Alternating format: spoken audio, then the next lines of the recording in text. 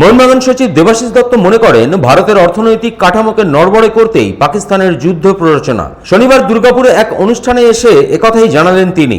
ভারতের অর্থনীতি খুব দ্রুত এগোচ্ছিল। ভারতের প্রতিবেশী কিছু দেশ এটা চায় না যে ভারত দ্রুত এগিয়ে যাক। মন্তব্য মোহনবাগান সচিবের।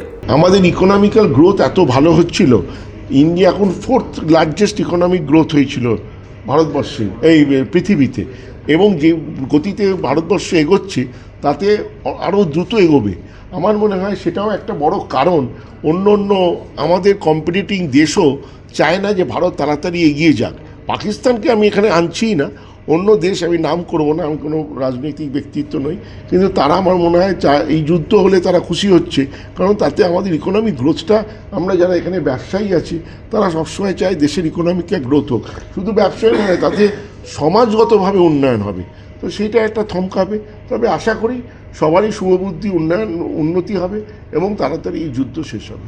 একদিকে যখন তিনি একথা বলছেন, তখন অন্যদিকে নয়াদিল্লিতে প্রেস কনফারেন্স করে সাময়িক যুদ্ধবিরতির কথা ঘোষণা করলেন ভারতের বিদেশ সচিব বিক্রম মিশ্রি। ভারতীয় সেনার ডিজির কাছে পাকিস্তান সেনার ডিজির ফোন আসে এদিন দুপুর 3:35।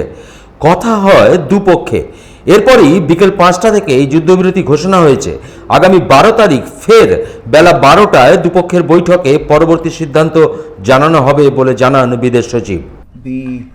Director General of Military Operations of Pakistan called the Director General of Military Operations of India at 15:35 hours earlier this afternoon.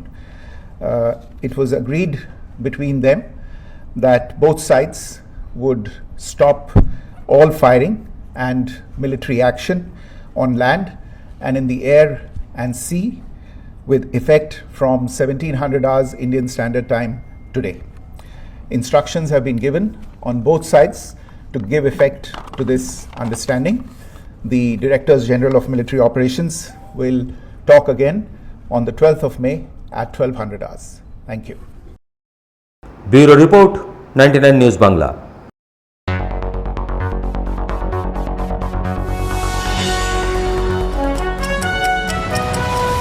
আপনারা দেখছেন 99 নিউজ বাংলা।